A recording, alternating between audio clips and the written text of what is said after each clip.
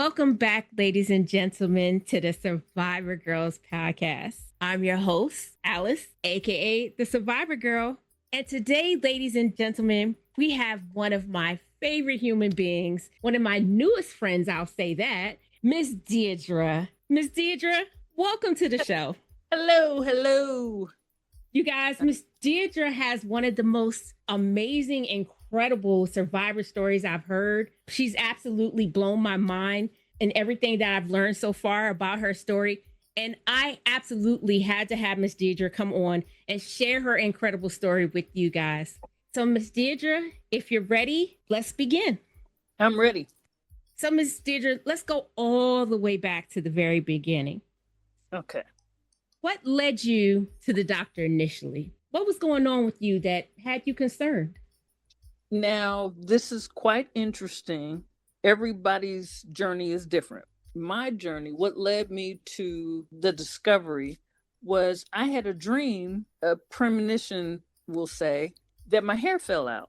And it was before my annual checkup. And I just contacted my medical professionals, got a mammogram early, and that's how it happened. So you go to the doctors off of this dream, and I'm quite sure the doctors were a little stumped, but what type of cancer did you end up being diagnosed with? Well, the beginning of it is I scheduled my mammogram early. Someone had canceled appointments. So this began in March of 2021. And I had a mammogram. They said it looked fine. And then they looked a little bit deeper and they said, no, there looks like there's something there. I went back for another mammogram.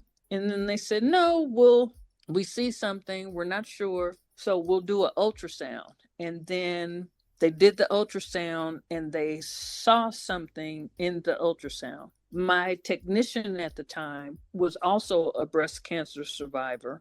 And she was looking in a certain spot. And I just felt that I had cancer. I didn't, they hadn't given a name for it yet, but I just knew something was wrong. I could just feel something was wrong.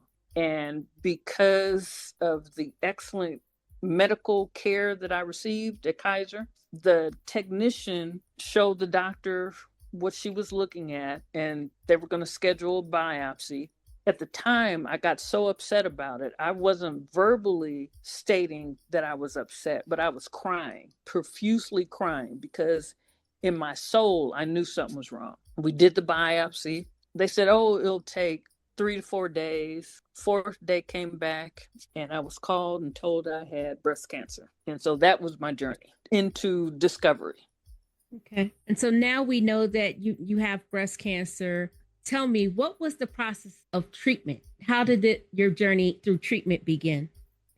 So my wonderful team, and Kaiser has it set up when you're given a catastrophic diagnosis. That's what they called it. They set up a team for you. And so my surgeon was picked out for me. The oncologist was picked out for me. And then because I have Kaiser HMO, it was communicated to my OBGYN and my primary care doctor. And so once I was diagnosed, they told me that I had breast cancer. Then they said a surgeon will call you. And a couple of days later, surgeon called. They had some cancellations. And so my process went very easily. I was diagnosed on either the 30th or the 31st of March. I saw the doctor April 5th. My first surgery, a lumpectomy, was April 15th. And so the discussion was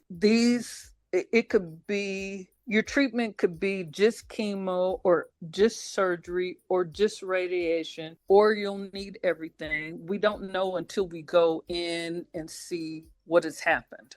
And I was hoping just to go in and have surgery. They'd be able to go in and take it out and I'd be done.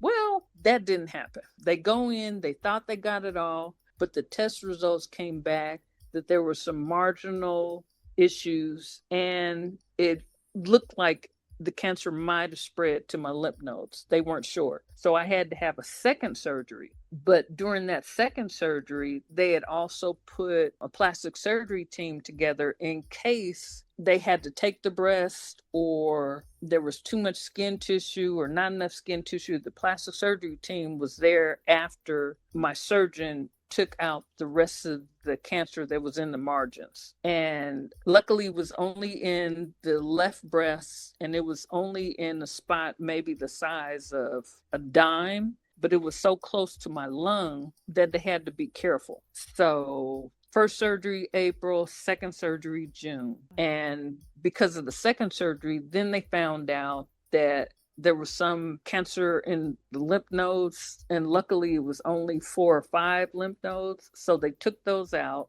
and then I healed from that. And then I started chemo July 5th, and I had chemo once a week until November, but then I got a little under the weather in November. So my last chemo was the first Friday in December of 2021. So how long was your full treatment process? Oh, then I stopped at that. So the chemo ended in December. Oh, let me backtrack. So the first surgery was in April, the second surgery in June. Then that's when they told me I would have to, well, no, after the first surgery is when they told me that I would have to have chemo and radiation. Okay. So I kind of knew about radiation, but it was up to me. But then once they told me that it had spread to my lymph nodes, then I decided to do everything, finish the chemo and have radiation. So chemo was July 21 until December of 21. Then they wanted to start doing radiation in December. I told them absolutely not, because I'm a Christmas girl and nobody was going to mess up my Christmas. Cancer was definitely not going to mess up my Christmas. I had decorations to get together. I needed trees together. So I told them absolutely not. We could start in January. They were like, how about January 2nd? I said, could you at least let me get through New Year's? So I started radiation January 4th and finished radiation February 14th of 2022. So considering all that, going through the treatment for nearly a year's time, during this time, what was the most normal thing that you wanted back during treatment?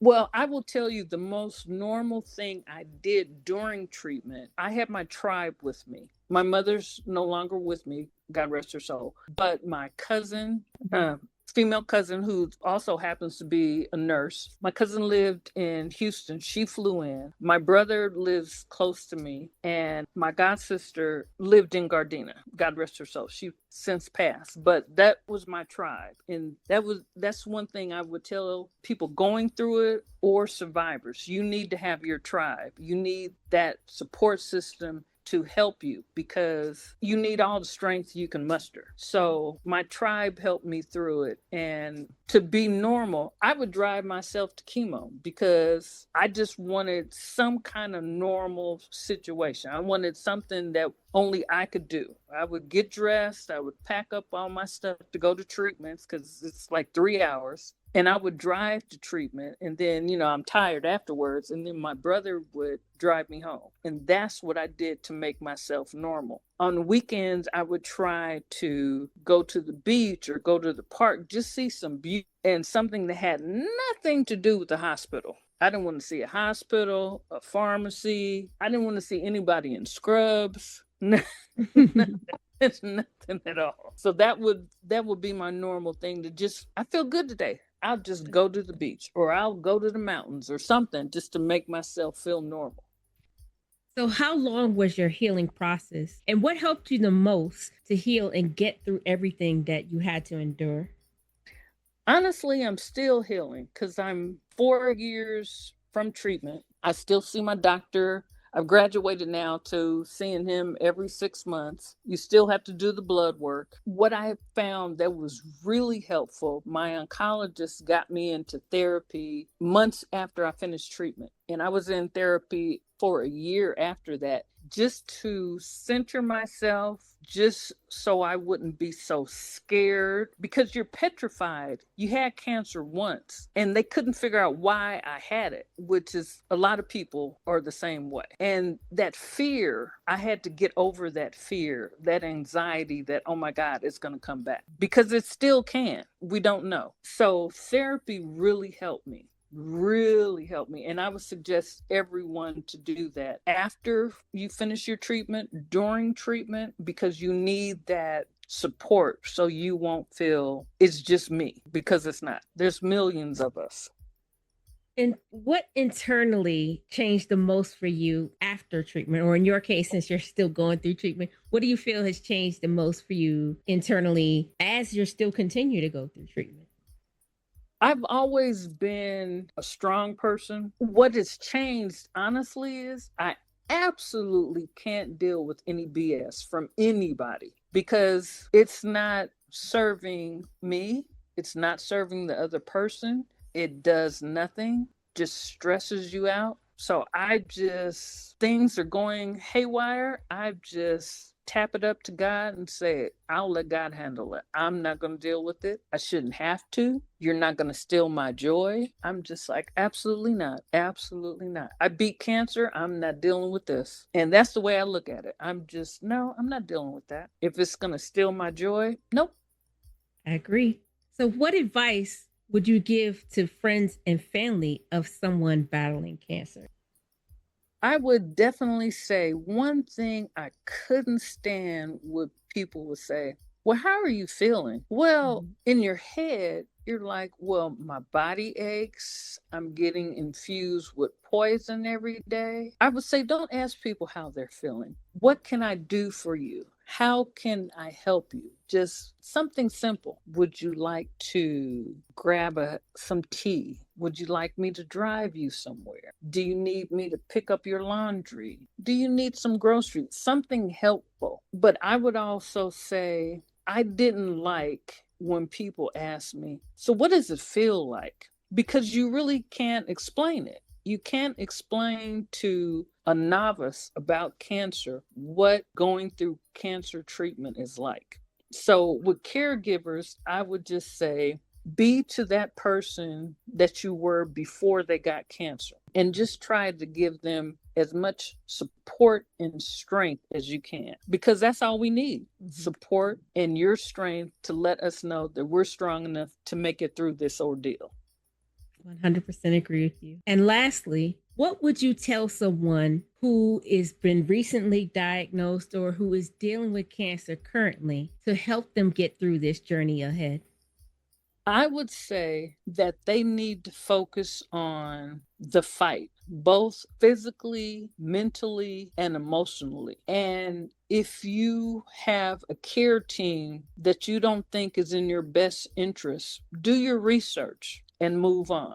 If something isn't serving you, let it go and find something that does serve you. But you have to think of yourself as number one, and you have to believe that you will beat this battle, that you're in a fight, and you have to understand that it's up to you to fight. And that includes getting a care team, getting your tribe together. And then once you can focus on that, once you can get your team together, you can just breathe and work at being a successful cancer patient / survivor. I couldn't have not have said that better myself. Well, you guys, you have heard the amazing and incredible Miss Deirdre tell you her unbelievable story. I'm so thank you so much, Miss Deirdre, for coming on the podcast and telling everyone what an amazing life you've lived and about your journey through the cancer battle. And please continue to spread your sunshine and your light and let people know that it's a journey that no one wants to take, but it's one that you can absolutely survive.